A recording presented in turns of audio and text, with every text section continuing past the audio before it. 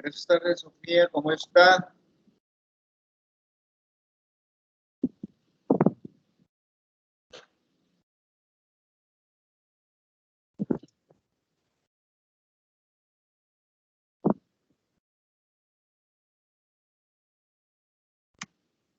¿Cómo estuvo la visita al centro escolar, Sofía? Hola, ¿me escucha?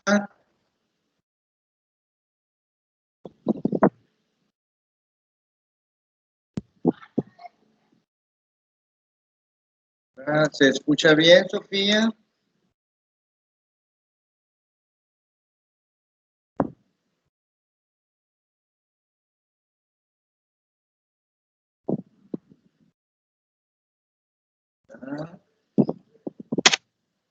Ah, bueno, debe ser por la conexión. Que aquí han habido problemas con la conexión a Internet, pero espero que todo salga bien.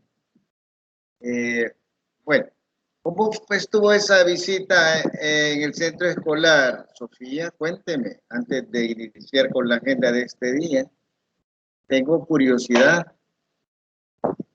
¿La recibieron bien? ¿La trataron bien? ¿Fue interesante? ¿Fue aburrido? ¿Qué le pareció?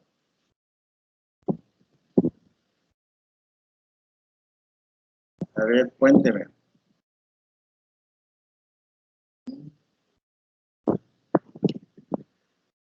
Qué bueno que la recibieron bien y que estaba amable el docente.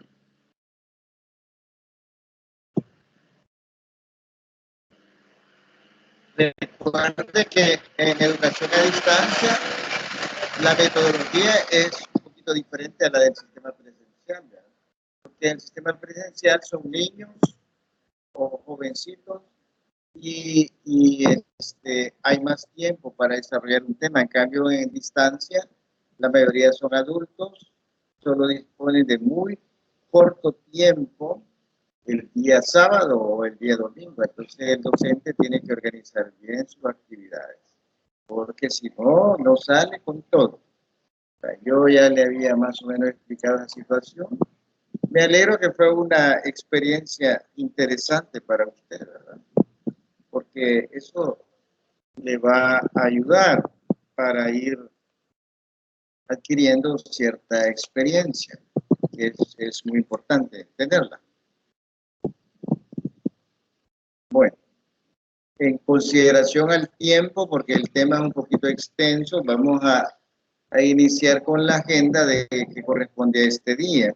Quiero presentarle la agenda que envió el licenciado Ramos. Eh, Primero recordarle que siempre con didáctica el día martes a las 7 de la noche nos reunimos, ¿verdad? Por alguna duda, alguna consulta que quieran hacer. Yo estoy disponible, yo pretendo que solo sean 15 minutos, porque entiendo que no solo esta materia llevan y que además necesitamos dejarles tiempo libre para que puedan hacer sus tareas. Si es necesario, prolongarlo un poquito más, pues yo estoy en disposición, ¿verdad? Por mí no hay problema. Luego quería ver si tuvieron tiempo de leer la unidad 3, que es la que corresponde este día para a trabajar. Quería saber si leyeron, si tuvieron tiempo para leer, si tienen alguna duda antes de que yo comience a presentar.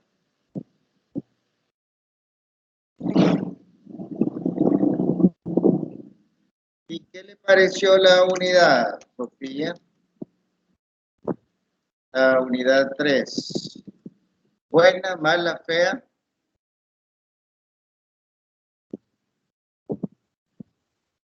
Tuvo suerte, ¿verdad? Porque a veces cuando no está el coordinador no le quieren enseñar a uno. Sí, yo estoy de acuerdo con usted, la unidad 3 es interesante, pero sobre todo es muy fundamental, muy importante para el que quiera dedicarse a enseñar matemáticas. Porque sin hacer de menos ninguna asignatura, las matemáticas requiere otro tipo de metodología debido a sus contenidos, debido al nivel de abstracción que tiene, debido al razonamiento lógico que se debe tener. Entonces, no es lo mismo enseñar matemáticas que enseñar lenguaje, enseñar ciencias. Esas otras asignaturas, por el tipo de contenido que manejan, pues requieren otro tipo de metodología, pero la matemática, si queremos hacer la clase divertida, interesante, atractiva, pues hay que pensar con cuidado el tipo de actividades que vamos a proponer a los estudiantes. Bueno, según la agenda, tenemos que comenzar en este momento a ver el desarrollo del tema. Quiero decirle que este día, por alguna razón, no hay preguntas de tutoría. Se vayan a sentir muy tristes, pero no hay preguntas. Pero sí hay que estudiar el tema con cuidado. Entonces voy a comenzar con el desarrollo del tema. Por supuesto, si hay algún comentario que ustedes quieren hacer, alguna pregunta, alguna duda, pues interrumpan en el momento que consideren oportuno y yo estoy en disposición de escuchar sus comentarios, sus preguntas. Entonces vamos a iniciar con el desarrollo del tema. Este día nos corresponde hablar sobre la unidad 3, métodos y técnicas que se utilizan para enseñar matemáticas. Hay que conocer muchos métodos y hay que conocer muchas técnicas. ¿Cuál va a usar? Pues el que se considere más adecuado para el tipo de estudiante que tengo enfrente y para el tipo de contenido que me dice el currículum que tengo que desarrollar. O sea que no hay un lineamiento así rígido que le diga este método va a utilizar y esta técnica. A lo más que puede llegar el Ministerio de Educación a dar sugerencias. ¿Y por qué no puede ponerlo como una ley, como una orden? Porque el Ministerio de Educación no sabe con qué tipo de estudiantes me voy a enfrentar. No sabe el nivel de aprendizaje que ellos han obtenido. Es decir, no sabe con quién estoy enfrente. Por eso lo más que puede hacer es sugerir. Para este tema, le sugerimos tal método, tal técnica, tal estrategia, pero hasta ahí. ¿Y quién tiene la última palabra? El docente, porque se supone que conoce bien a su estudiante y que además hizo una prueba diagnóstica el primer día de clase. Bueno, digamos, ¿cuál es el objetivo general de la unidad? Analizar diferentes estrategias didácticas propuestas en la literatura educativa y las implementadas durante las lecciones de matemática para la enseñanza-aprendizaje de esta disciplina, con el fin de determinar las más pertinentes y aplicarlas en el desarrollo de las diferentes temáticas del programa de estudio de matemática del Ministerio de Educación a un futuro docente. Usted va a estudiar, va a analizar las diferentes estrategias didácticas propuestas en los libros de matemática y las que se han usado en el desarrollo de las clases de matemática, con el fin de determinar cuáles son las más pertinentes. La pertinencia hace referencia a la utilidad en la vida de las personas. Es decir, si algo no me va a servir para nada, no es pertinente para mí. Pero esto me va a servir y me va a servir ya y me va a servir en esto y en esto y en estos casos. Entonces, eso que voy a aprender y que el profesor me va a enseñar se vuelve pertinente.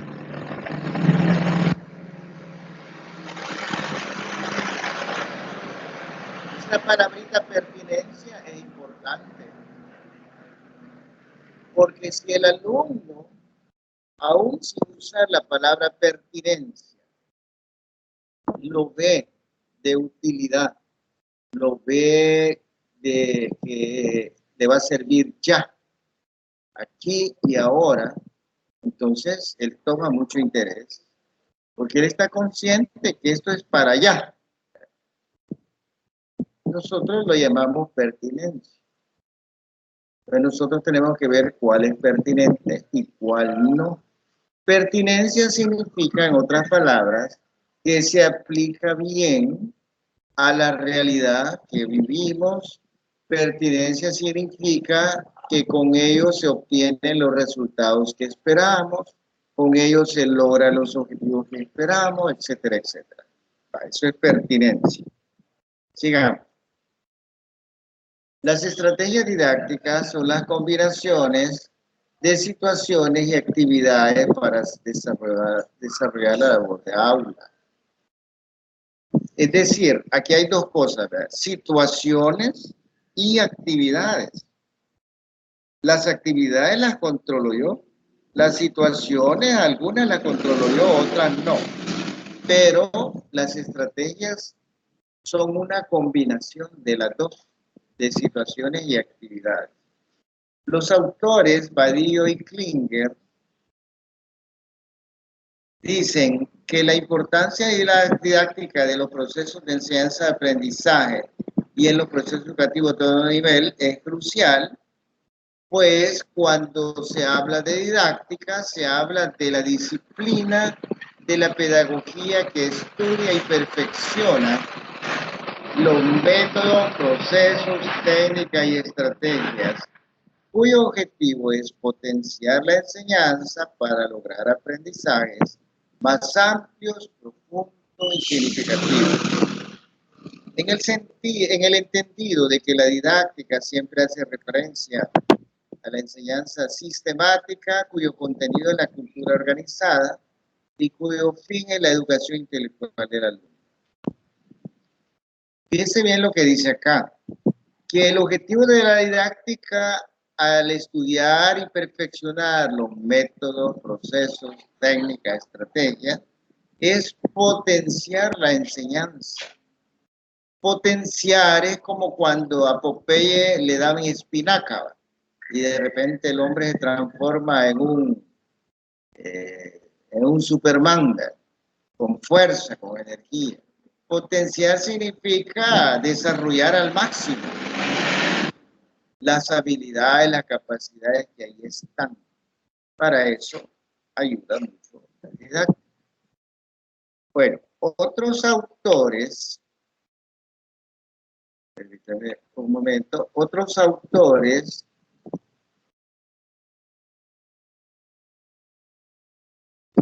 Badillo y Klinger dicen que según sea el concepto de la matemática utilizado, así será su enfoque didáctico. Cuando se la concibe como un saber terminado y rígido, su didáctica se diseña en función de la enseñanza de conceptos y procedimientos específicos. Es decir, desde el punto de vista de la ontología, ¿cómo concibo yo la matemática? Porque esa concepción que el docente tiene determina, influye, incide en la forma como él va a enseñar matemáticas.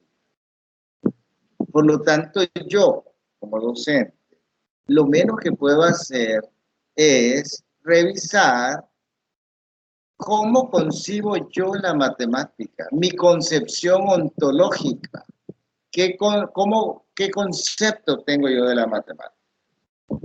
Y hay que ver si ese concepto, esa concepción ontológica es la correcta, es la válida. Porque podría ser que está un poco desviada, un poco desfasada, tal vez. Bueno. Se concibe la matemática como un saber que se reconstruye, donde se pone atención a las complejas relaciones existentes entre el docente, los contenidos matemáticos, las estrategias técnicas, así como al concepto, donde serán los procesos educativos relacionados con esta materia. Esto trae como consecuencia que conciba la mediación pedagógica como aquella mediación capaz de promover y acompañar el aprendizaje de nuestros interlocutores. Es decir, de promover en los educandos la tarea de construirse y de apropiarse del mundo y decidir.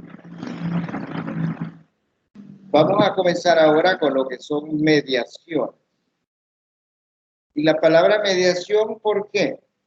Porque arriba está el saber matemático, el concepto abstracto matemático al cual queremos llegar.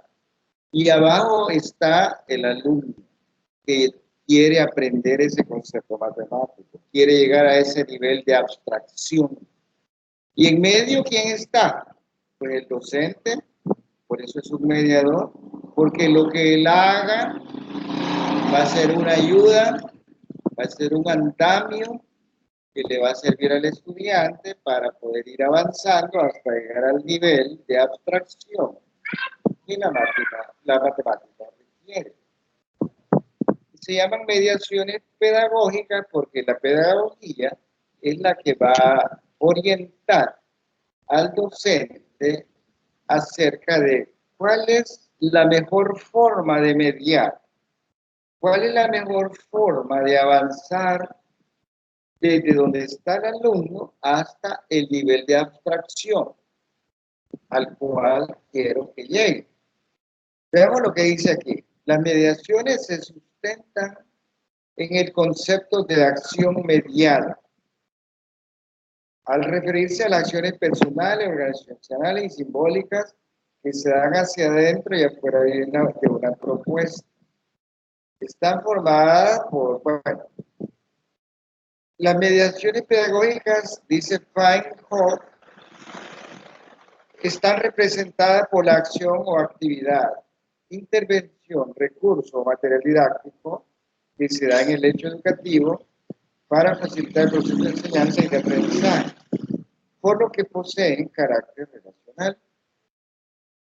Carácter relacional significa que lo que yo hago en el aula, lo que yo hago con los estudiantes, tiene relación con el aprendizaje que ellos quieren tener, tiene relación con el objetivo que yo pretendo conseguir como docente, etcétera, etcétera. El docente, al mediar, debe cumplir los requisitos siguientes. Veamos cuáles son los requisitos. Primero, reciprocidad. Es decir, una relación, actividad, comunicación mutua, en la que los dos participen activamente.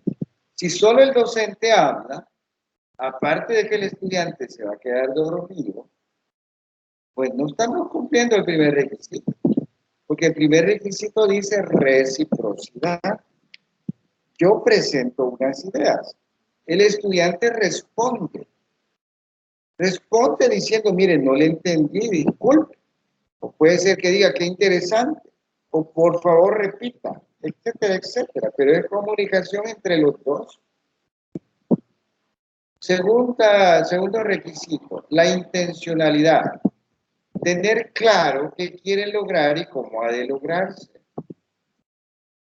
Esto vale más para el docente. ¿Qué quiere lograr él? ¿Cuál es el objetivo de esa clase en particular y con ese tema? Ahora viene la segunda parte. Hoy que ya tengo claro qué es lo que quiero, dígame, ¿cómo voy a lograr con este tipo de estudiantes, con esos saberes previos que tiene el estudiante, en estas circunstancias? ¿Cómo? ¿Cuál es la actividad? ¿Cuál es la estrategia más adecuada aquí en esta realidad? No me digan lo que es adecuado en Europa. Yo no estoy en Europa, estoy en El Salvador, en una escuela rural. Número 3, el significado. Es decir, que el estudiante le encuentre sentido a la tarea. Eso es importante. Si usted le explica para qué le va a servir aprender a resolver una ecuación de primer grado, él va a estar muy atento, porque él sabe en qué momento le puede ser de utilidad. Si usted le explica, mire la utilidad de la suma, la resta, la multiplicación y la división, en las compras que él va a ir a hacer al súper, las compras que va a hacer en la calle con la vendedora ambulante. Él va a decir, no, es que esto es importante, voy a estar atento porque no voy a saber si me dieron el vuelto cabal. La trascendencia, que significa ir más allá de lo que es el aquí y el ahora, que mueva, que lleven a crear un nuevo sistema de necesidades que muevan acciones posteriores. Es decir, usted tiene que aprender a sumar, restar, multiplicar, dividir. Probablemente ahorita no le sirve, pero después le va a servir. El problema es que cuando se llegue ese después, usted ya no va a estar en la escuela. No puede venir a la escuela solo por eso. Ya no va a tener tiempo. Así que apréndalo ahora y reconozca la gran utilidad para el futuro. Número 5, el sentimiento de capacidad de autoestima. O sea, despertar en los alumnos el sentimiento de que son capaces. Esto es importante. Hay que insistirles a los alumnos que el ser humano ha sido diseñado. ¿Quién lo diseñó? No importa, pero fue diseñado para pensar de manera lógica. Por lo tanto, la matemática no debería ser un problema. Si a mí me diseñaron para que pueda pensar de manera lógica y la matemática es pura lógica, debería ser una materia fácil para mí.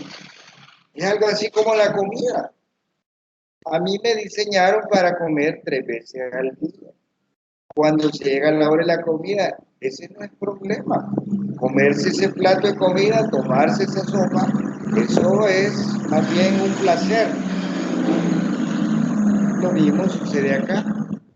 Pero ¿cuál es el problema? El problema es que el pensar de manera lógica a veces nos asusta. ¿Y qué hacemos? Dejar de pensar de manera lógica. Hacemos a un lado esa capacidad y comenzamos a pensar de manera ilógica. Entonces hay que explicarle eso al estudiante para que él vea que él tiene capacidad, porque así lo diseñaron. Que el docente sea mediador demanda la transformación de los contenidos al considerar la comunicación, la capacidad de representar conocimientos y de organizar didácticamente textos, lo cual conlleva planear y desarrollar acciones de aula de manera consciente y reflexiva para el logro de los objetivos esperados. Es decir, la mediación pedagógica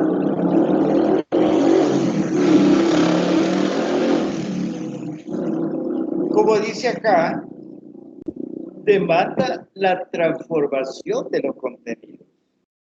Usted lo que quiere como docente es que el estudiante, después de 2 horas de estar sentado en el aula, comprenda el concepto matemático abstracto que usted quiere que comprenda. Para llegar ahí, aparece lo que se llama mediación pedagógica. ¿Cómo va a transformar esos contenidos para que el estudiante los comprenda? ¿Qué actividades le va a proponer que le ayuden al estudiante poco a poco a comprender ese concepto que usted quiere que comprenda? Eso es la mediación pedagógica. En cuanto a metodología, definimos la metodología como el conjunto de estrategias aplicadas en el proceso de enseñanza-aprendizaje. Y las estrategias contribuyen en la mediación pedagógica y se complementan en diversas actividades. La estrategia didáctica se entiende como el conjunto de técnicas que tienen el logro de aprendizaje de contenido, procedimiento y actividad. Es decir, vamos por niveles, ¿verdad? Primero está el método, después está la estrategia, después está la técnica y esa técnica se basa en actividades. Esa es la jerarquía.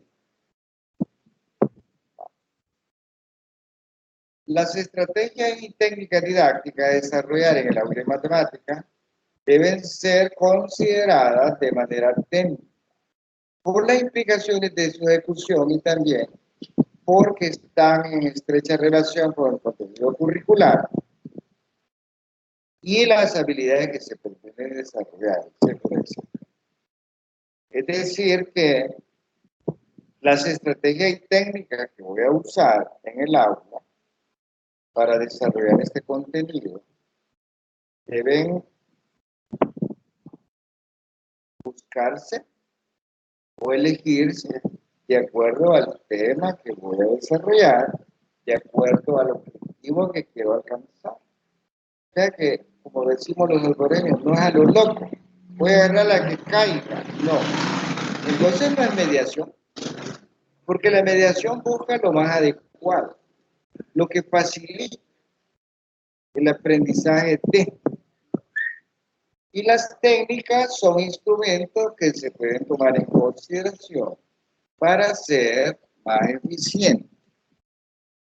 Y una de las características de las técnicas es que son imparciales. ¿Imparcial qué quiere decir? Que usted la puede usar para desarrollar cualquier tema. Porque la técnica es técnica. Eso es como un plato, ¿verdad? En el plato, ¿qué va a servir? Bueno, puede servir cualquier tipo de comida. El plato le va a servir para cualquier menú. Entonces, en ese sentido es imparcial. Porque la técnica dice, bueno, esta es la técnica, la voy a usar, en este caso la voy a usar dentro de un mes para otro tema. ¿Por qué? Porque la técnica es imparcial, porque no está amarrada a ningún tema en particular. Los recursos didácticos se hace referencia a todo aquello que me va a servir para el desarrollo de la clase, para que comprendan el contenido de los alumnos. Y ese recurso didáctico, ¿qué va a ser? Bueno, puede ser cualquier cosa. Puede ser un software de matemática, la pizarra, un PowerPoint, todo lo que contribuya para comprender el tema que voy a desarrollar se llama recurso didáctico. Bueno, ¿hay alguna pregunta hasta lo que vamos acá? ¿Algún comentario? ¿Qué le parece lo que vamos viendo? Sofía, cuando usted dice que se pueden aplicar ambos, ¿a qué se refiere? Perdone que no había visto aquí el chat.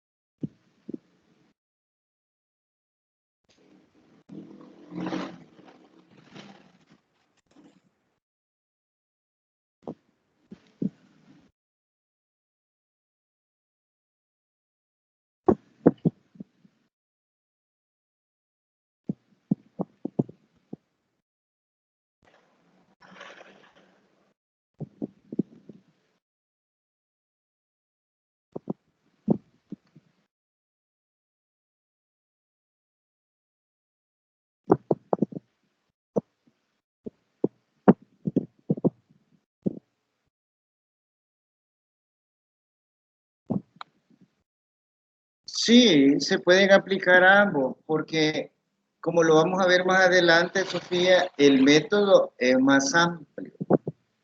La técnica ya es un poco más específica. Entonces yo voy a aplicar cierto método.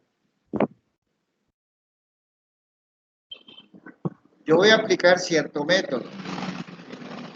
Para ejecutar ese método, para aplicar ese método, yo puedo elegir entre varias técnicas. Y necesariamente tengo que elegir una o más técnicas. Entonces, a la hora de ejecutar, a la hora de desarrollar la clase, estoy utilizando los dos, porque estoy trabajando según el método tal y aplicando la técnica tal, o dos técnicas, o tres, porque la técnica es un nivel inferior al método, el nivel superior es el método. Así que sí se pueden aplicar los dos. Bueno, sigamos. Selección y planeamiento de estrategias didácticas. Bueno, primero, el docente tiene la responsabilidad de proponer y desarrollar los contenidos y procedimientos matemáticos de los programas curriculares que guían la lección. Esto mediante la formulación de estrategias didácticas. Aquí se trata de conocer primero todas las estrategias didácticas y luego seleccionar las más adecuadas. ¿Adecuadas a qué? Bueno, adecuadas al tema que voy a desarrollar, adecuadas al tipo de estudiantes que tengo enfrente, adecuadas al estilo de aprendizaje que predomina, etcétera, etcétera. ¿Y eso quién lo va a decidir? Pues el docente, para eso el docente. Vale. Número 2, planeamiento de estrategias. Y ahí hay varias fases. Primero, ubicación y contexto. Se delimita el nivel, se ven las condiciones que se tienen, etcétera, etcétera. Es decir, ver la realidad que tengo en ese momento. Por ejemplo, ¿son 20 alumnos o son 40? Es que no es lo mismo tener 20 que tener 40. Segundo, ¿vamos a usar software o no vamos a usar software? Porque ni siquiera computadoras tenemos. Tercero,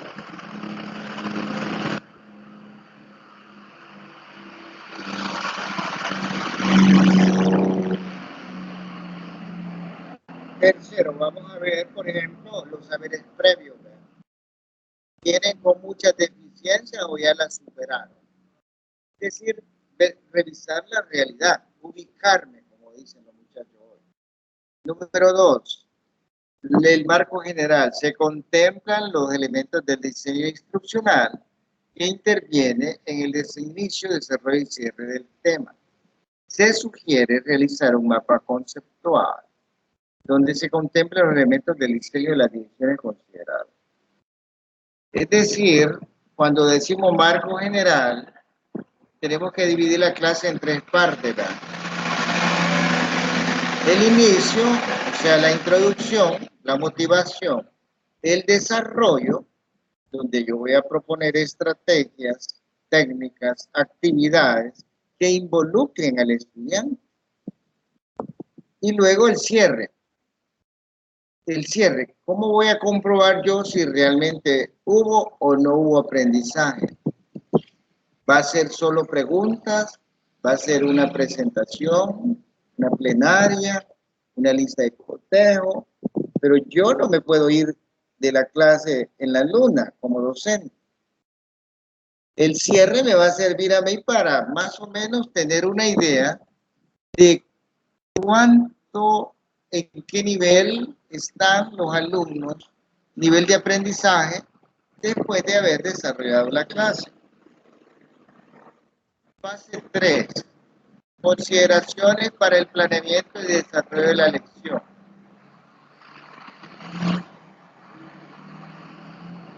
El autor Luquiáñez, al hablar de contenido en las matemáticas escolares y referirse a los contenidos que objeto de enseñanza-aprendizaje, tal delimitación genera un interés en organizar el contenido matemático desde un punto de vista cognitivo, con el interés de identificar logros y aprendizaje de los estudiantes.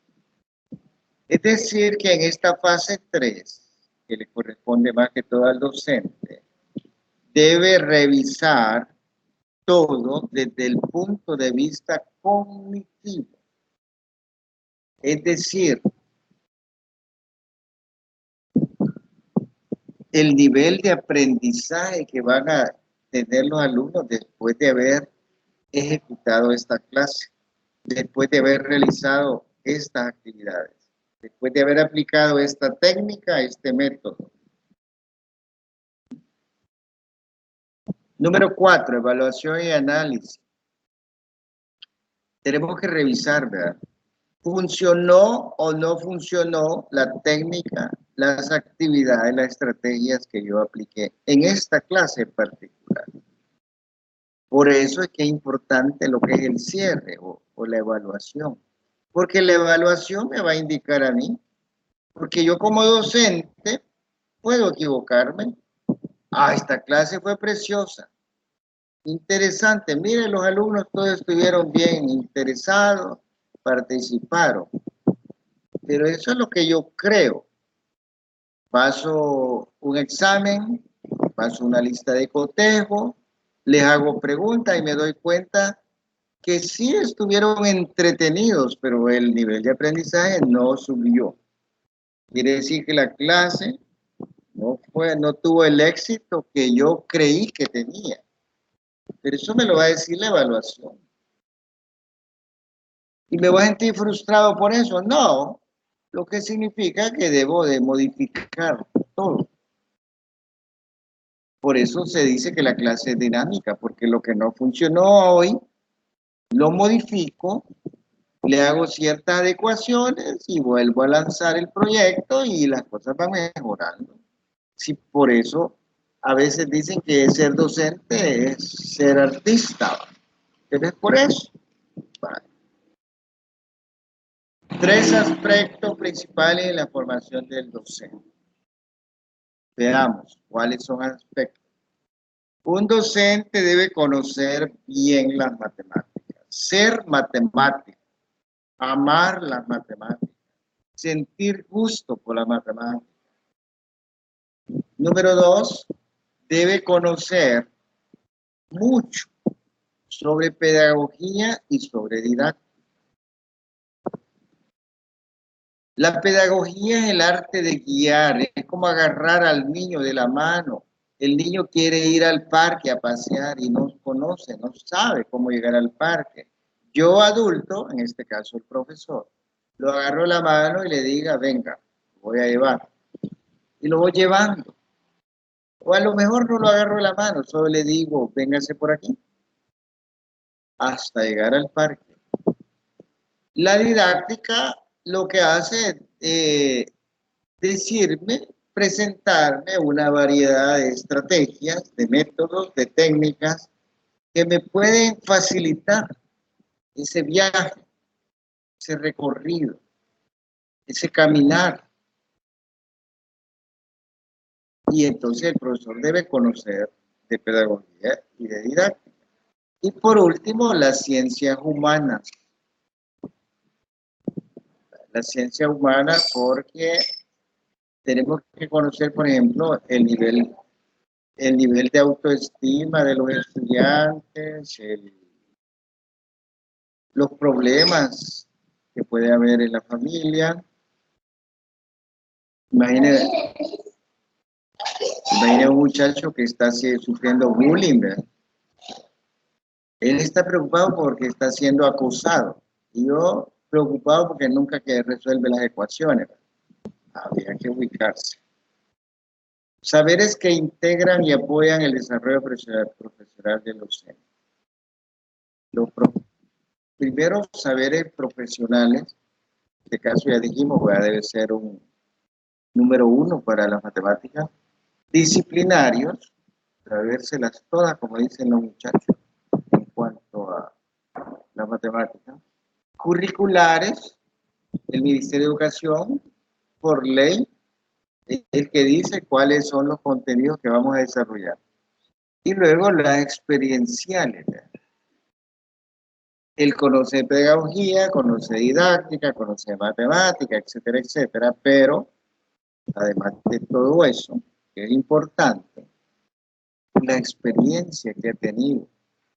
Se supone, al menos teóricamente, que si ya tiene 4 o 10 años de dar clase de matemática, pues esa experiencia, si la ha sabido aprovechar, le va a ser de gran utilidad para mejorar su clase. ¿Algún comentario, Sofía, antes de continuar?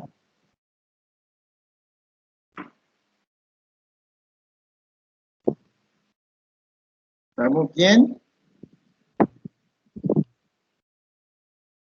Bueno, sigamos entonces.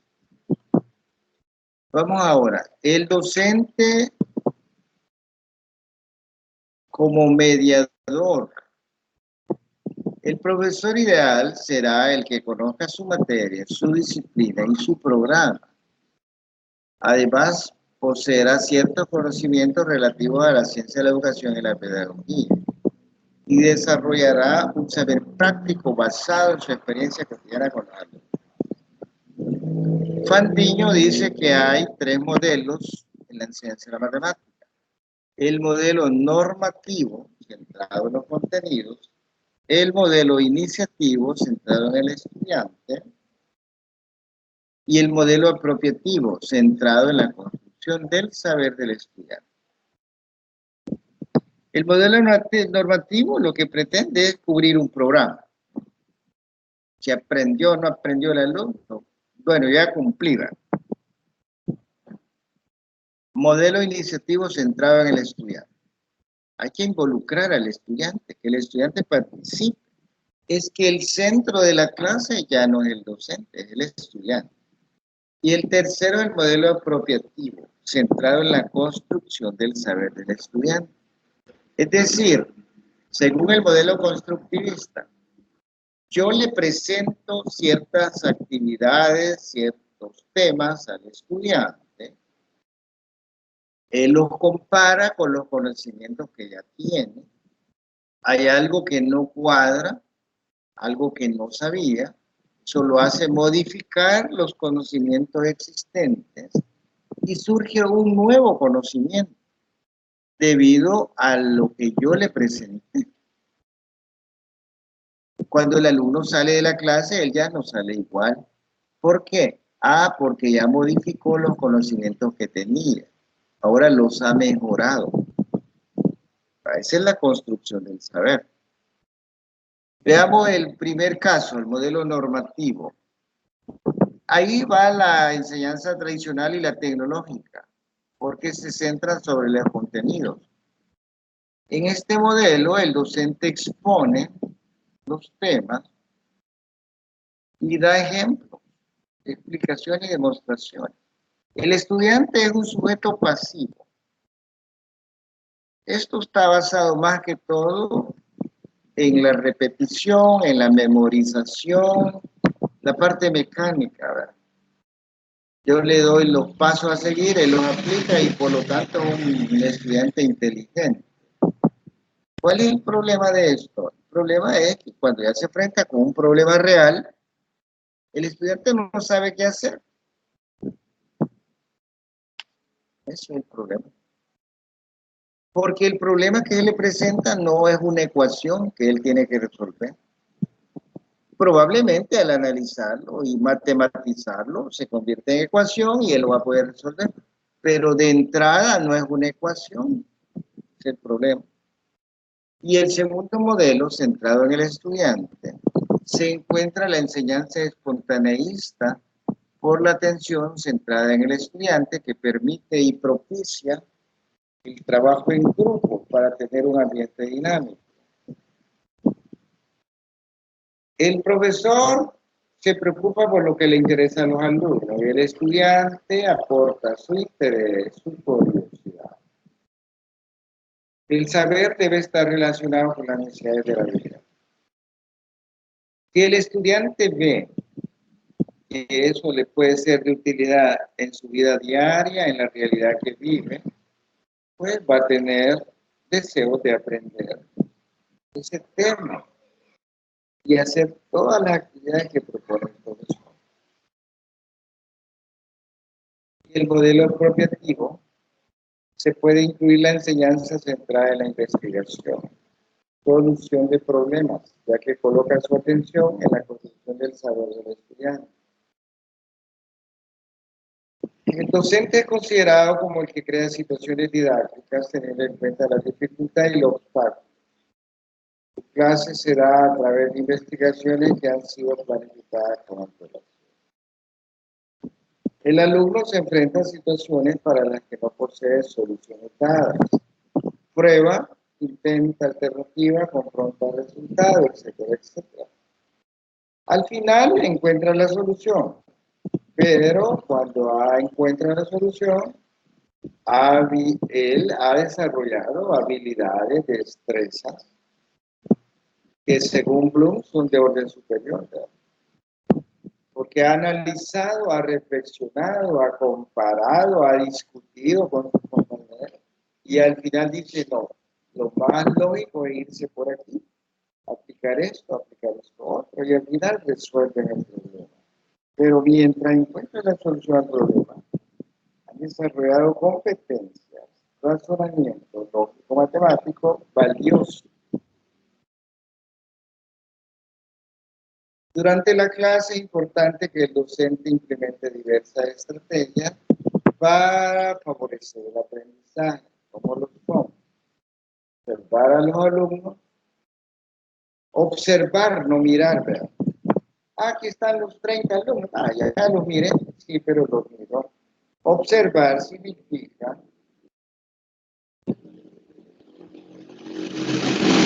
revisar si están participando, si se involucran en las actividades que todo docente, si tienen interés, si encuentran atractivas esas actividades, si las están desarrollando como yo espero que las desarrollen, etcétera, etcétera. Luego, guiar las actividades. Guiar, el estudiante llega, bueno, veamos qué es lo que vamos a hacer hoy. El estudiante le dice, el profesor le dice, primero va a hacer esto, luego pasamos a esto, después a esto, etcétera, etcétera. Participar junto a los alumnos, mostrando formas para realizar actividades. El docente no es de aquello que le va a decir, vaya, hagan esto y ya regreso. Es que él va a estar ahí, a la par. Situar a los alumnos en situaciones problemáticas que les inciten a buscar alternativas. Y por último, formular preguntas claves para estimular en los alumnos el conflicto cognitivo, el cuestionamiento, la indagación. Hay 3 tipos de preguntas: las generales, como aquellas preguntas abiertas, las específicas, que ya son para llamar la atención o para reforzar algún concepto, y las retransmitidas. Es decir, el estudiante me hace una pregunta, pero el profesor dice que no la va a responder él, que la responde algún compañero, algún grupo de alumnos. O, por ejemplo, un alumno me dice a mí, si yo aprendo a resolver ecuaciones de primer grado, profesor, ¿para qué me va a servir? El profesor, en lugar de explicarle, puede ser que le diga, a ver si hay aquí algún voluntario que le quiera responder al compañero. Eso es retransmitir. Si nadie quiere responder, pues le toca al docente. La enseñanza de la matemática, según Valiente Rubio, se puede abordar a partir de. Imagina que dice aquí, a partir de. O sea, hay varias opciones.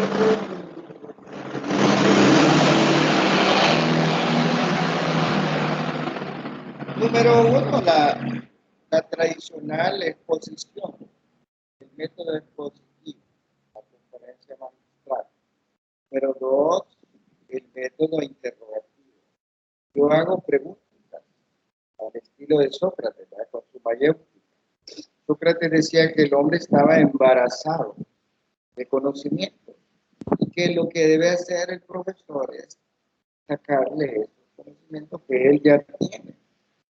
Entonces usted, como docente, debe formular preguntas para que el estudiante vaya respondiendo y poco a poco nos acerquemos a la respuesta correcta. Ese método es importante.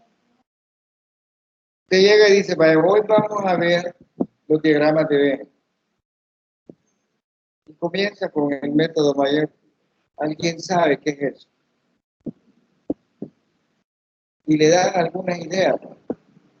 Y luego dice usted, ¿y esto que me han dicho ustedes, servirá para algo o solo es puro ejercicio, nada más? Y yo dije, no, es que puede servir. Y en este caso me puede servir esto. Y esto es fácil o es difícil. Es decir, ahí estoy yo dialogando. Yo no doy ninguna respuesta. La respuesta la da el estudiante. Al final el estudiante se da cuenta que él sabía varias cosas, gracias al método mayéutico. Luego dice trabajo práctico apropiado, que debe ser deductivo. Yo doy la norma, yo doy el teorema, yo doy el axioma. Va, señores, apliquen esto y lo resuelven. Número 4, consolidación y práctica de ejercicio de algoritmo. Ahí podemos estudiar, vamos a trabajar con el método de estudio de casos, por ejemplo. Vaya, ¿cómo aplicamos esto que acabamos de ver en este caso? ¿Cómo podríamos resolver este problema utilizando lo que acabamos de estudiar? Número 5, trabajo de investigación, que son los proyectos que los vamos a ver al final de la clase. Los proyectos son interesantes, muy interesantes, porque el estudiante se enfrenta con la realidad, y la realidad es compleja, la realidad a veces asusta, la realidad a veces entusiasma, pero es importante que se enfrente con la realidad del estudiante, claro, guiado por el docente. Y número 5, resolución de problemas, donde la matemática se aplica a situaciones cotidianas. Ya saben ustedes que el método de resolución de problemas es el que está vigente actualmente, se considera que es el que mejor contribuye para que el estudiante desarrolle las competencias matemáticas, como son el razonamiento lógico matemático, la comunicación matemática, etcétera, etcétera. Análisis de las prácticas pedagógicas matemáticas. Bueno, antes de continuar, quería saber si hay algún comentario. ¿Tiene algún comentario, Sofía?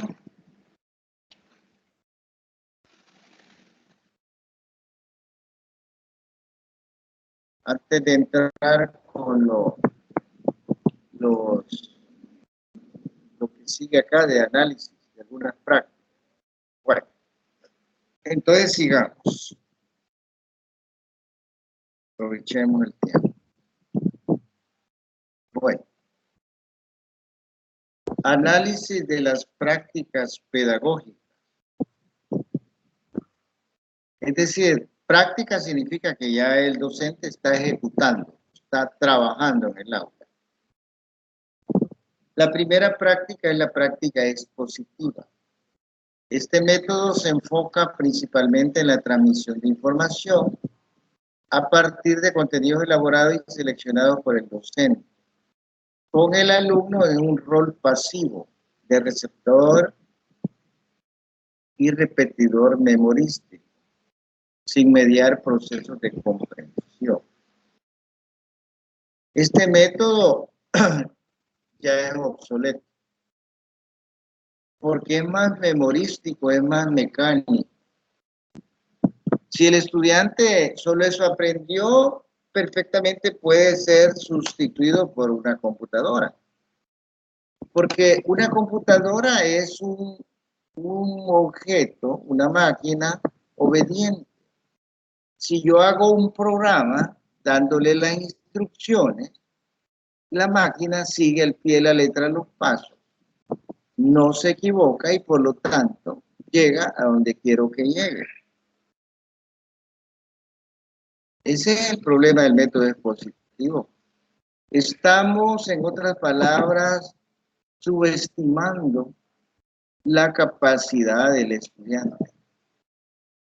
Yo creo que en el desarrollo de la clase de matemáticas está bien una dosis del método expositivo, porque hay necesidad, pero no podemos quedarnos en eso. Vaya, mire, esto por fuerza hay que aprenderlo en memoria, como la fórmula, por ejemplo, para resolver una ecuación cuadrática. Esa fórmula hay que memorizarla, no hay de otra. Vaya, ya me la memoricé, vaya, ahora no. Ahora usted va a hacer análisis ya de otro tipo. Si en el camino se encuentra una ecuación cuadrática, bueno, usted ya conoce la fórmula, cómo resolverla. Pero es que ahorita no importa la fórmula, ahorita importa que usted comprenda y resuelva el problema. Sigamos. El método interrogativo. Este método va de lo particular a lo general. Este método consiste en llevar al alumno a adquirir un cierto conocimiento a partir de lo que ya sabe a través de una pregunta específica. Es decir, aquí aplicamos el método mayéutico de Sócrates. Recordemos lo que decía Sócrates, la persona está embarazada. Bueno, embarazada es el término bonito. Él no usó esa palabra. Él dijo, la persona está preñada de conocimiento. Y así como la mujer va al hospital a dar a luz y lo que sale es una nueva criatura, un nuevo ser vivo, así con el método mayéutico de pregunta, pregunta y pregunta, el estudiante va acercándose a la verdad, al conocimiento al cual queremos que llegue. Por eso vamos de lo particular a lo general.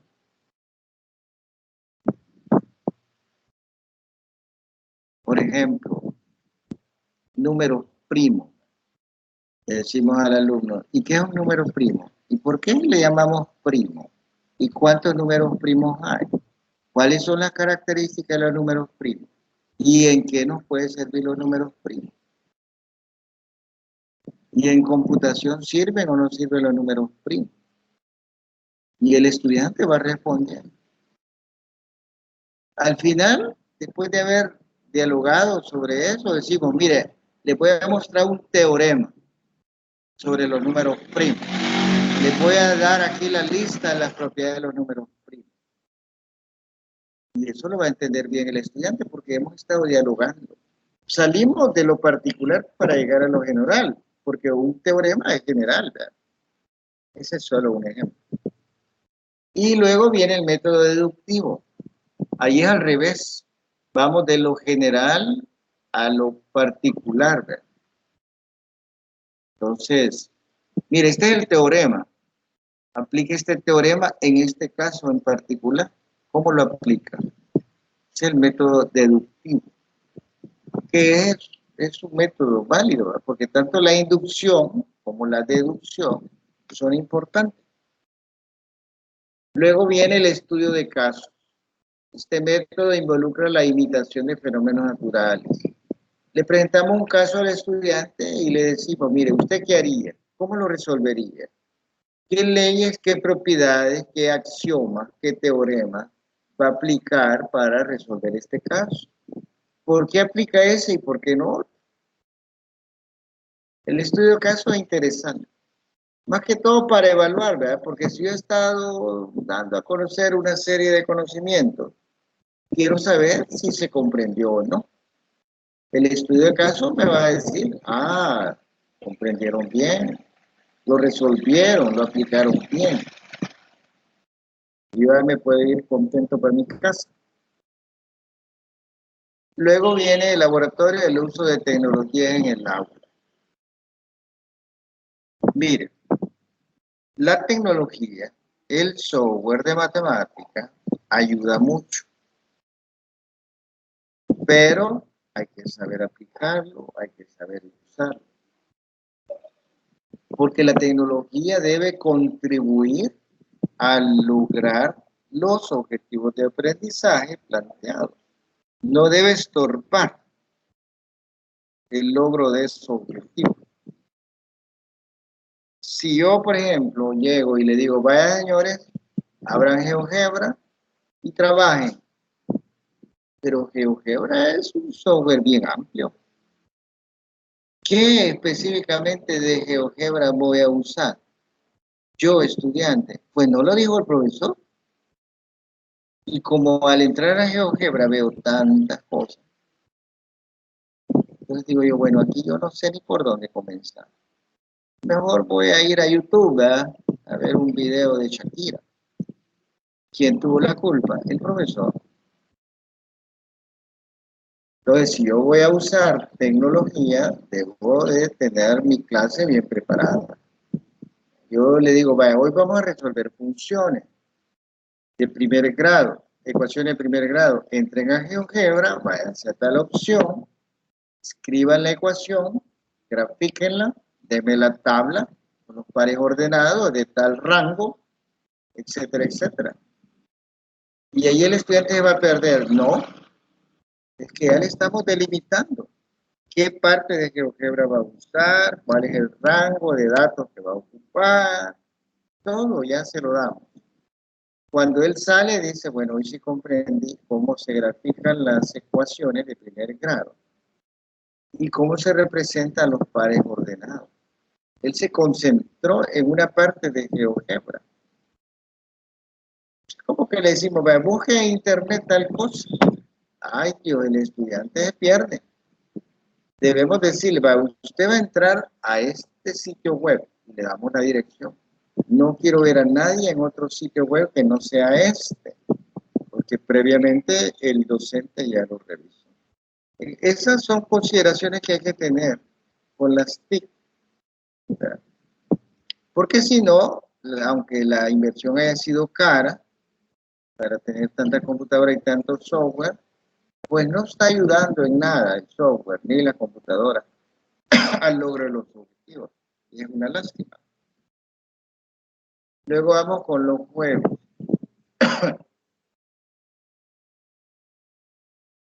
Se pretende que los estudiantes puedan aprender matemática a través del juego, porque mediante el juego se pueden crear situaciones de máximo valor educativo y cognitivo que permitan experimentar, investigar, etcétera, etcétera. Dice Jiménez que los juegos son actividades amenas que indudablemente requieren esfuerzo físico y mental. Sin embargo, el alumnado la realiza con agrado. No percibe el esfuerzo y la distracción. Esa es la ventaja del juego, que el estudiante pasa bien ocupado, se está esforzando, pero no se da cuenta que se está esforzando, que se está trabajando. Porque él lo que mira es la distracción, la diversión. Hay estudiantes, por ejemplo, que agarran juegos en internet, no juegos educativos, sino juegos que no sirven para nada. Por ejemplo, los, los famosos juegos free, los juegos de Mario Bros. El estudiante puede pasar 4 horas sentado jugando. Él se está divirtiendo. Él pasa feliz las 4 horas, pero termina cansado porque ha habido un esfuerzo del cual él no se daba cuenta. Entonces, lo mismo sucede acá. Hay que aprender matemáticas a través de los juegos porque tiene esa ventaja, que el estudiante se esfuerza, el estudiante trabaja, pero no se da cuenta que está trabajando, que se está esforzando, debido a que él está distraído, él está divertido.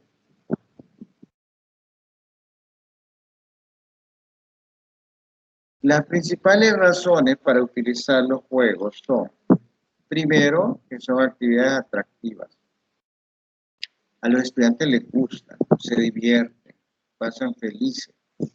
Y en el ámbito matemático, el paralelismo existente entre la fase de los juegos de estrategia y la resolución de problemas fomentan el descubrimiento de procesos heurísticos. Los juegos desarrollan las capacidades cognitivas en los 3 niveles de representación: en activo, icónico y simbólico. Destacan por su utilidad en el tratamiento de la diversidad. Es decir, cuando utilizamos juegos, cada quien trabaja a su ritmo, utilizando el estilo de aprendizaje que prefiere, y eso los hace sentirse cómodos, porque estamos respetando la individualidad, la diversidad. El término que usamos anteriormente, enactivo, el enactivismo, el enfoque enactivo, es una rama de las ciencias cognitivas corporizadas. Sus principales objeto de estudio de la brecha entre naturaleza y experiencia humana que existe en la actualidad de la ciencia cognitiva. El enactivismo busca articular ideas que permitan una naturalización de lo mental sin reducir la autonomía epistémica y ontológica de los dominios de la vida, de la experiencia activa y de lo social. Es decir, el enactivismo pretende integrar todos esos saberes, esas, digamos, dimensiones del saber, pero de forma que el estudiante no lo vea como un trabajo, como una carga. Está tan ocupado jugando que no se da cuenta que a través del juego, en el caso que fuera un juego educativo, él está adquiriendo conocimientos, está comprendiendo conceptos matemáticos. Por ejemplo, si estamos hablando de software, juegos educativos de matemática. Cada vez que juega, él aprende mucho y comprende conceptos matemáticos abstractos, que de otra forma le resultaría tedioso. A lo mejor ni los aprende. Eso es el inactivismo. Si vamos a trabajar con juegos, no vamos a ir a como salga. Aquí nos dice que hay que planificarlo. ¿Cuáles son los objetivos de la actividad? No es solo jugar por jugar o perder el tiempo. Descripción y las reglas del juego. Materiales que vamos a utilizar. Debate o discusión que se realizará después de terminada la actividad. Tiempo de duración, estructura del grupo, rúbrica de evaluación. Todo eso hay que preparar. No es solo decir jueguen. No. Elementos para el éxito del trabajo con los juegos didácticos.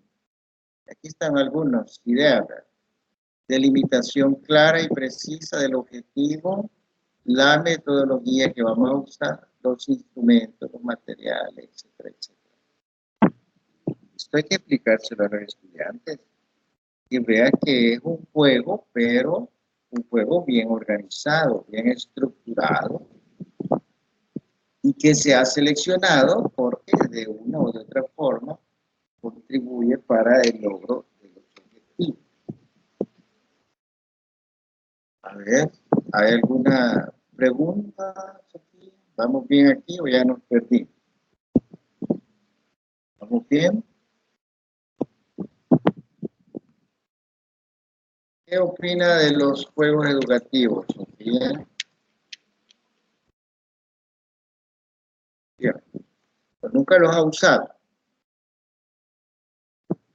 Estoy hablando de juegos educativos, ya sea así presenciales o los juegos educativos que hay en las computadoras, el famoso software educativo. Sobre todo porque a los estudiantes les gusta jugar, ¿verdad? Bueno, muy bien.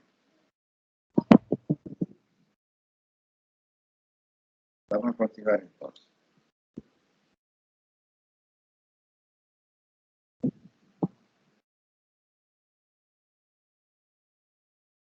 Análisis de las prácticas pedagógicas matemáticas. Vamos ahora con lo que son proyectos.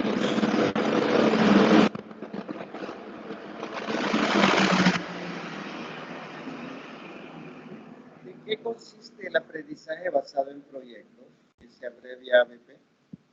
¿Cuáles son sus características principales? El método sistemático de enseñanza que involucra a los estudiantes en un proceso de investigación e indagación, planificación, implementación, evaluación. El proceso se desarrolla a través del planteamiento de problemas reales y auténticos, cada vez más complejos, que permitan al alumnado adquirir y poner en práctica los conocimientos y habilidades necesarias, desarrollar su estrategia y presentar sus resultados para evaluar y mejorar dicho producto. ¿Qué debe tener un proyecto? con el fin de ser considerado como un ejemplo para la ABP. Bueno, antes de esto, hablemos un poquito del proyecto. El aprendizaje basado en proyectos es una metodología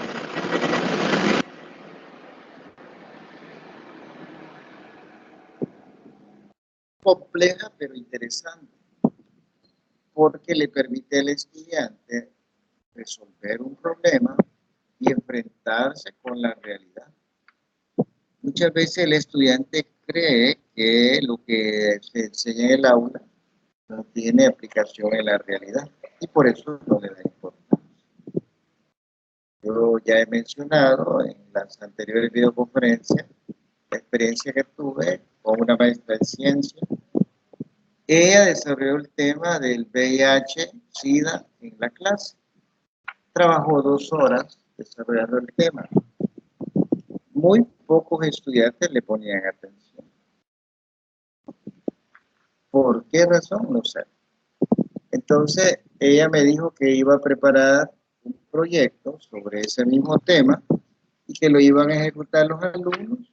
Yo tuve la oportunidad de asesorarla en todo y los resultados fueron brillantes, ¿verdad? Porque el estudiante tuvo que ir a un hospital a hablar con un paciente de SIDA, habló con el médico que lo atendía, los familiares del paciente, la nutricionista del paciente, la psicóloga del paciente, y se dio cuenta de lo complejo que es tener un paciente de ese tipo en la familia, y los gastos, los sacrificios, la depresión, etcétera, etcétera. Entonces el muchacho venía impresionado después de haber hecho esa visita y preparó con cuidado una presentación para explicar a los compañeros la experiencia que habían tenido. Prepararon un video donde ellos le hacían preguntas a todos esos señores que están involucrados en el tratamiento del enfermo. Y como consecuencia de todo eso, ellos tomaron la decisión de protegerse, de cuidarse cuando se dé el caso de tener relaciones sexuales, porque lo menos que deseaban era ser portadores del VIH. Quiere decir que la clase expositiva que la maestra dio y que ellos no le dieron mucha importancia, al salir a la calle a visitar el hospital, a visitar al nutricionista, se dieron cuenta que ese tema no lo estaba dando por gusto la maestra, pero no se lo dijo a la maestra, ellos lo descubrieron. Eso es importante. Sigamos. ¿Qué debe tener un proyecto con el fin de ser considerado como un ejemplo para ABP? Primero, el proyecto de la estrategia central de estudiantes. Número 2, los proyectos están centrados en cuestiones o problemas que conducen a los estudiantes a adquirir los conocimientos y las habilidades necesarias de una disciplina. Pero 3, los proyectos involucran a los estudiantes en una investigación constructiva, como en este caso, que iba el grupo a visitar el hospital, a hablar con la nutricionista, con la enfermera, con el médico, con la familia del paciente. Los proyectos en el ABP deben ser impulsados por el estudiante en algún grado significativo y deben otorgar al estudiante bastante más autonomía. Número 5, los proyectos son realistas, no son inventados, forman parte de la realidad que vivimos. Vale. Ahora, antes de continuar, quería presentarle un formato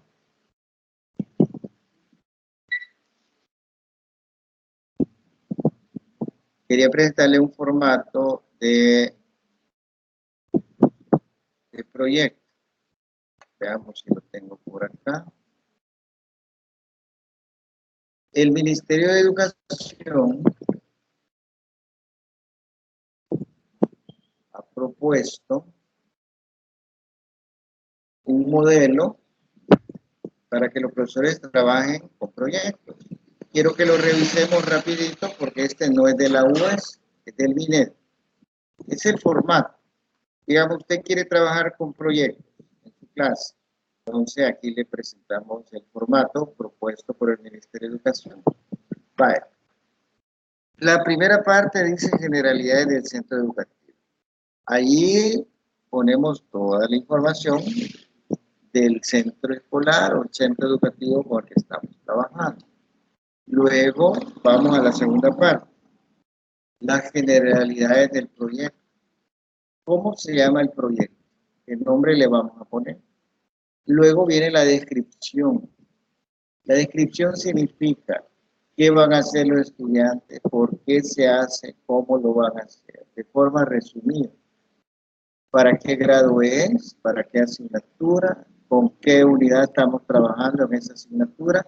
¿Y cuáles son los objetivos de aprendizaje que se pretenden conseguir con el desarrollo del proyecto? Y luego, este proyecto, ¿cuáles contenidos abarca? Los contenidos conceptuales, procedimentales y actitudinales. Y por último, los indicadores de logro. Los indicadores de logro me van a decir a mí si al ejecutar ese proyecto se consiguió y en qué nivel se consiguió lo que se pretendía, es decir, el objetivo. Por eso son indicadores de logro. Luego viene la planificación de actividades. Primero, la metodología. ¿Cómo le van a hacer ellos? La metodología significa el cómo para desarrollar el proyecto. Luego vienen las actividades. Dar la lista de actividades que van a realizar antes del proyecto, durante el proyecto y después de terminar el proyecto. Por ejemplo, antes podría ser buscar información del tema en internet, preparar un cuestionario, una guía que le va a presentar a las personas que vamos a ir a entrevistar. Durante el proyecto, pues las visitas que hay que realizar, las entrevistas, los videos que hay que grabar, etc. Y después de terminar el proyecto, hablamos ya de un producto, de un resultado. ¿Qué en concreto le vamos a entregar al profesor? Le vamos a entregar un video, le vamos a entregar un informe, un PowerPoint, una presentación oral. Habrá que definir eso. Y para cada actividad hay que explicar aquí en qué consiste la actividad. La actividad que va a ser antes, durante y después. O sea, aquí no dejamos nada al azar. Luego, los materiales y recursos que vamos a utilizar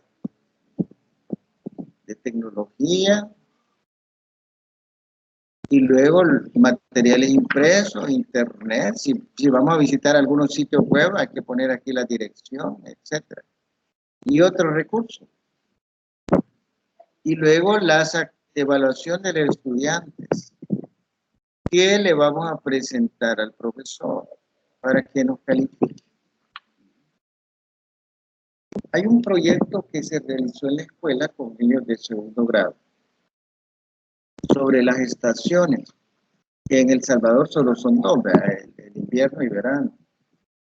Los niños fueron a investigar en internet, fueron a hablar con algunos agrónomos, con algunos agricultores que son los que más están relacionados con eso. Hablaron con un técnico de una ONG que trabaja con cuestiones del medio ambiente. Y al final, los niños pasaron a hacer una exposición acerca de las estaciones. Un niño habló sobre las características del invierno, otro niño habló sobre las características del verano, pero hubo un tercero que habló sobre los problemas que genera el cambio climático. El cambio climático no era el tema principal, pero en el transcurso de la investigación se dieron cuenta que el cambio climático está afectando ha trastornado muchas cosas.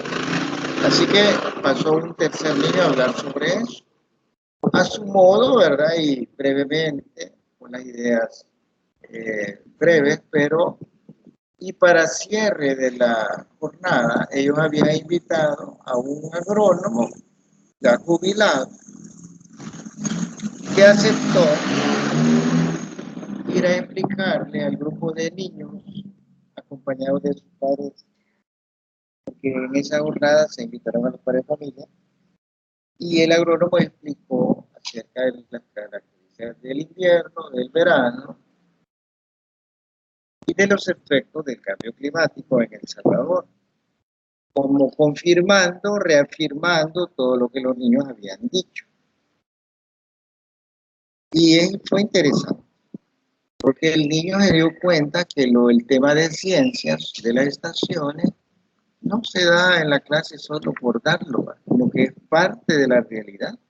Porque el niño tuvo la oportunidad de hablar con algunos agricultores que se quejaban de las sequías, del fenómeno del niño, del cambio climático, y el estudiante decía, bueno, ¿y eso qué es?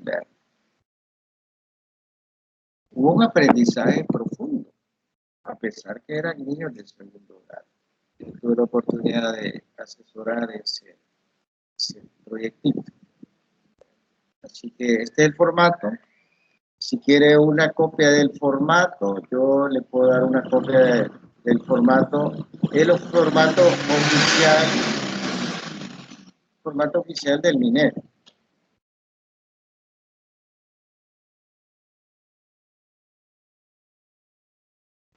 El lunes le voy a enviar el formato. Voy a tratar de conseguirle también un ejemplo. Usando ese formato, yo tengo un ejemplo que hoy por la carrera que andaba no lo encontré, pero sí lo tengo, en donde la ficha que le acabo de mostrar ya está llena, pero hace referencia a las costumbres y tradiciones. Es un proyecto de sociales, ¿verdad? En donde se enfocan en las costumbres y tradiciones de los salvadoreños. Muy bonito el proyecto, se lo voy a enviar también. Porque aquí solo dicen que hay que trabajar con proyectos, pero se quedan cortos porque no le dan un formato, no le dan un modelo. Y yo quiero dárselo porque algún día ustedes van a trabajar en eso. Bueno, se lo envío el lunes. Bueno, sigamos entonces. Hoy voy un poco más despacio porque hoy no hay preguntas de tutoría, ¿sabía usted? No sé por qué. Está amable, licenciado Ramos. Bueno. Análisis de las prácticas. Ahora venimos con la otra técnica que se llama la técnica grupal, que es el aprendizaje cooperativo. El aprendizaje cooperativo es trabajo en equipo, pero que debe ser bien organizado. Si no, se hace desorden. Por ejemplo, los grupos no pueden ser mayores de 4 estudiantes. Cada uno debe tener un rol y cumplirlo. Además, ya debe haber una guía. Vaya, muchachos, esto es lo que van a hacer. No es que este es el tema y miren qué hacen, no. Y en la guía ahí dice, primero haga esto, segundo haga esto, discutan esto y así. Eso es trabajo grupal, que es importante, ¿verdad? Porque como actualmente ya en las empresas ya no se trabaja de manera individual, se crean grupos interdisciplinarios, porque tenemos problemas, situaciones complejas que no las puede resolver una sola persona. Tenemos un problema, por ejemplo, un banco tiene un problema.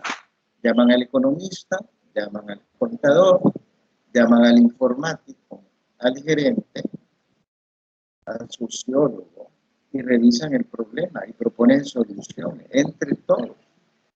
Esa es la moda ahorita, porque los problemas son tan complejos, tienen tantas dimensiones, que no las puede resolver solo el gerente, ni solo el contador. Se necesita la opinión de otros. Al final se resuelve, pero ¿cuántos han participado? Por eso esta técnica grupal es importante, solo que aquí enfocada al área de matemáticas. Los factores que debemos tener presente al momento de crear ambientes cooperativos son Estas son como los requisitos, las condiciones que se deben cumplir cuando querramos trabajar en equipo. No es de a como salga. Las paso rapidito porque usted las puede leer más despacio. Yo de todas maneras le puedo enviar la presentación. Ahora vamos con los famosos mapas conceptuales. Cuando se trata de fijar en la mente del estudiante conceptos, ideas, todo a nivel más teórico que otra cosa, ahí aparece la gran utilidad de los mapas conceptuales. Porque en el mapa conceptual se puede establecer primero la jerarquía de las ideas, ¿verdad? ¿Cuál es la idea central? ¿Cuáles son las ideas secundarias? Y luego, mediante las flechas que unen las diferentes ideas o los diferentes conceptos, podemos ver qué tanto comprendió el estudiante después de haber leído. Porque si una idea secundaria tiene relación directa con la idea central y el estudiante no lo especifica en el mapa, significa que el muchacho, al menos esa parte, no la comprendió. Entonces el mapa conceptual es bueno para evaluar. Si ustedes los pone a leer algo y quiere saber si le comprendieron lo que leyeron, lo mejor es ponerlo a hacer un mapa conceptual. Si el mapa está bien hecho, el muchacho comprendió bien toda la lectura. Luego vamos con la V heurística, para ilustrar los elementos conceptuales y metodológicos. Cuando se utiliza, se ayuda a los alumnos a reconocer la interacción entre lo que ellos ya conocen y los nuevos conocimientos que tratan de comprender. Tiene 4 partes: los eventos o objetos, el método, el aspecto conceptual, perdón,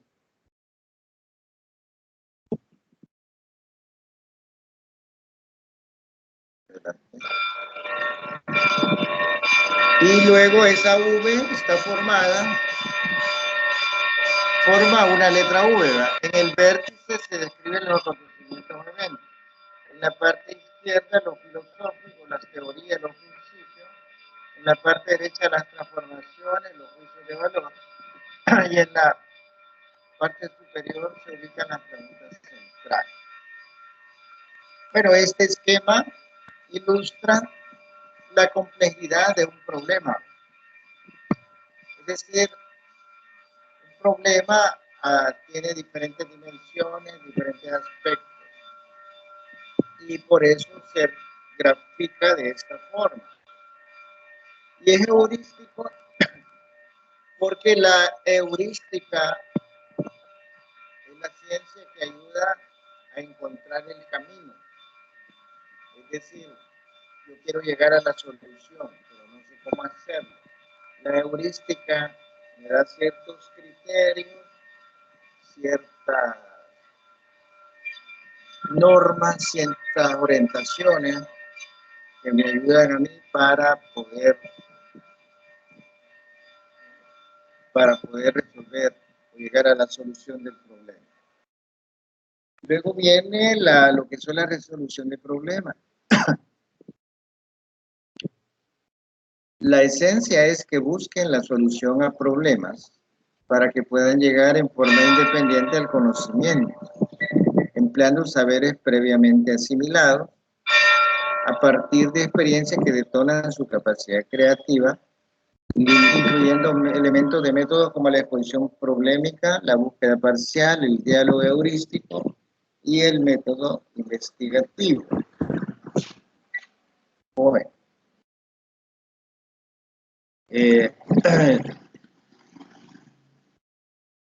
ya saben que la metodología de resolución de problemas es la vigente, es la preferida actualmente para enseñar matemáticas. Porque es integral, abarca todas las otras y además lleva hacia la comprensión de los conceptos matemáticos. Eso en realidad son abstractos. Bueno, digamos, ya casi terminamos. El término problema implica la existencia de una situación inicial y final a la cual queremos llegar, pero sin que sea inmediatamente clara la forma de lograrlo. Se llama problema porque no se trata de aplicar un algoritmo. No hay una forma mecánica o memorística que me diga, paso 1, haga tal cosa, paso 2, tal cosa. Se trata de razonar, discutir, probar, utilizando los saberes previos que ya tengo, hasta descubrir más o menos el camino por donde puedo llegar a resolverlo. Allí voy a aprender a relacionar, a matematizar, etcétera, etcétera. Eso me está desarrollando la capacidad de análisis, la capacidad de síntesis, me está desarrollando el razonamiento lógico-matemático, etcétera, etcétera. Lo ideal es que sea un problema con cierto grado de dificultad, cuya solución no sea obvia, porque si es obvia, no es problema, entonces. Que, como decimos los albareños, que lo haga tontear al estudiante durante 20 minutos. Ya si se pasa de 20 minutos, entonces puede desanimar a los estudiantes y se vuelve contraproducente. Lo ideal es que los estudiantes en grupo intenten llegar a la solución y que a los 20 minutos tal vez no está 100% resuelto, pero ya lograron ellos, después del análisis, después de la discusión, visualizar cuál es el camino para resolverlo. Entonces ocupan el resto de la clase para resolverlo. Pero esos 20 minutos de discusión, de análisis, son valiosos. Ahí están construyendo nuevos conocimientos, porque se dan cuenta que los conocimientos que tienen no aplican, no cuadran. Entonces hay que encontrar otras formas, otras combinaciones. Por eso es interesante esto. Además se da el esfuerzo individual, ¿verdad?, y grupal. Y el estudiante, el profesor viene a ser solo apoyo. El profesor lo que hace al final es verificar, bueno, ustedes ya encontraron la solución, revisémosla si está correcta. Y califica, evalúa. Bueno, ¿cómo se da la resolución de problemas? Según Folia, mediante la comprensión, la planificación, la ejecución y la... Estas son fases que dicen estos autores. No me voy a detener mucho en eso. La fase en la resolución de un problema matemático según Massa son las siguientes. Esto sí, vamos a revisar. Primero, análisis del problema. Entender el problema. Si no lo logré entender bien, pues ya fracasé. El resto de lo que haga es por gusto. Y la principal dificultad es esa, entender el problema. Una vez que ya lo entendí, encontrar el camino, encontrar la solución, sí me va a costar, pero ya no es tan difícil porque ya realicé la primera fase, que es entender el problema. Como cuando usted le dice a unos estudiantes del 7º grado, por ejemplo, que le escriban matemáticamente una fórmula para encontrar, por ejemplo, los números pares de una serie. El estudiante sabe que es 2, 4, 6, 8, eso lo sabe. El problema es la fórmula general, ¿cómo la saca? Ese es el problema. Entonces, y ahí el problema se ha comprendido, ya sé qué es lo que quiere el profesor, el problema es cómo hacerlo. Número 2, representación del problema. Ahí estamos ya hablando de que el estudiante pasa a la segunda, el problema ya lo entendió. Ahora comienza a relacionar, comienza a revisar los datos, comienza a aplicar con lo que sabe, tratando de representar el problema. Es lo que se llama la matematización. Llevar el problema a formularlo en una fórmula que yo ya puedo resolver. Si yo lograra, por ejemplo, convertir esto en una ecuación de primer grado, bueno, yo ya sé cómo se resuelve una ecuación de primer grado.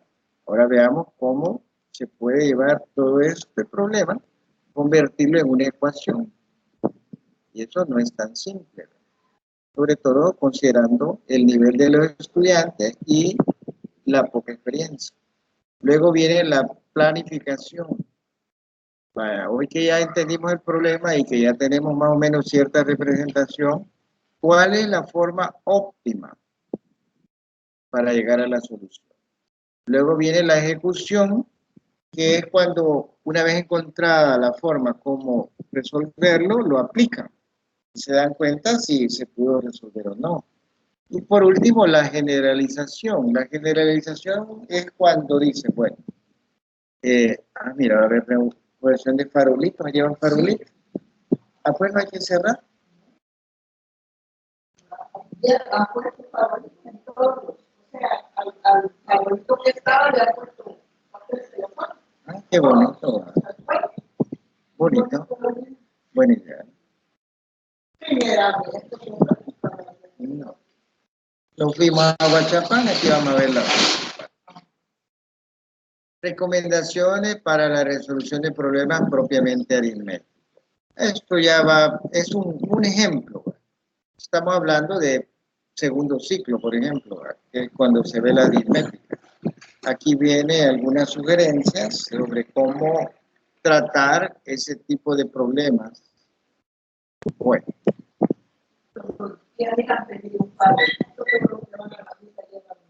Sí. Bueno.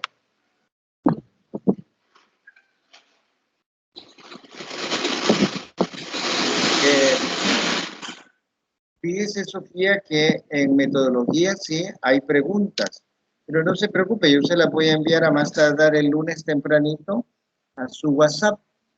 Solo en esta asignatura en didáctica no hay preguntas, pero en metodología sí, me parece que son 3. Como usted no va a poder estar en la videoconferencia, yo se las voy a hacer llegar, si puedo hacerlo mañana domingo, si no el lunes temprano, para que pueda tenerlas, ¿verdad?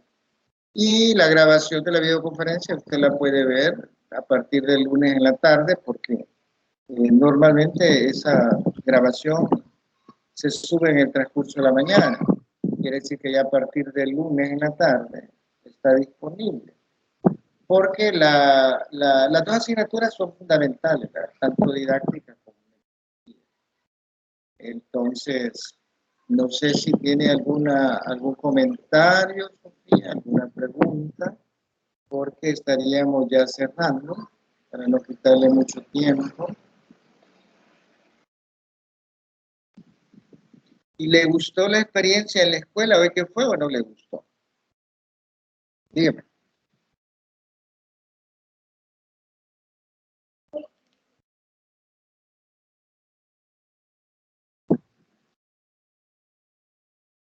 ¿Resultó interesante su experiencia este día o no mucho? ¿Qué dice?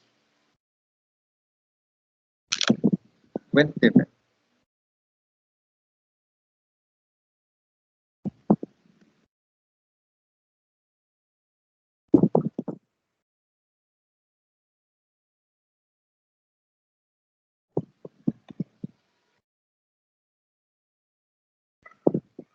Qué bueno que le pareció interesante, ¿verdad?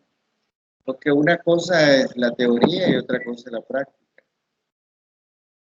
Sí, el programa Edúcame es diferente al sistema presencial. Tiene ventajas y desventajas, ¿verdad? Una ventaja es que como todos son adultos y todos quieren graduarse, de una u otra forma ponen atención y por lo menos intentan hacer las tareas. Esa es una gran ventaja. La otra ventaja es que a veces se saturan tanto de trabajo,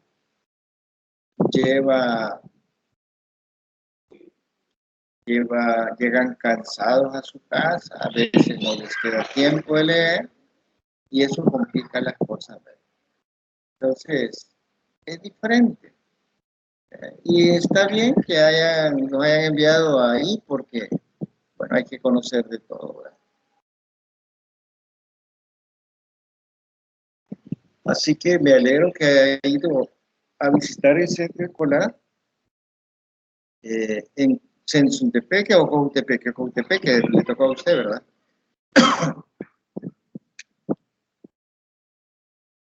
Es que la clase de los sábados con el programa Edúcame es más participativa. El profesor lo más que puede hacer es dar un resumen, no es una conferencia magistral, que ni tiempo hay para eso. Y luego actividades que le ayuden al estudiante a terminar de comprender lo que supuestamente ya leyó, ¿verdad? Y como el tiempo es corto, porque es un día nada más de trabajo y tienen que ver todas las asignaturas, entonces todo va bien sincronizado.